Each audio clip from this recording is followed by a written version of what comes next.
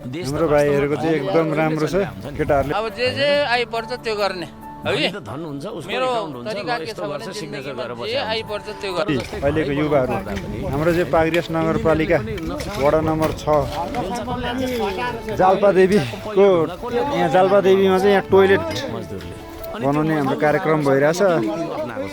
हाम्रो चाहिँ यहाँ आज ढलान हुँदैछ टोइलेटको किसानको बारेमा यति राम्रो नीति ल्याउँछौँ बिमाको कुरा स्वास्थ्यको कुरा होइन पर्सनल्ली तपाईँको चाहिँ डेटा उठाएर हामी काम गर्छौँ र उहाँहरूलाई चाहिँ मैले काम गर्दाखेरि केही हुँदैन रहेछ भन्ने अब सेफ्टी छैन है विदेशतिर हेर्छु होइन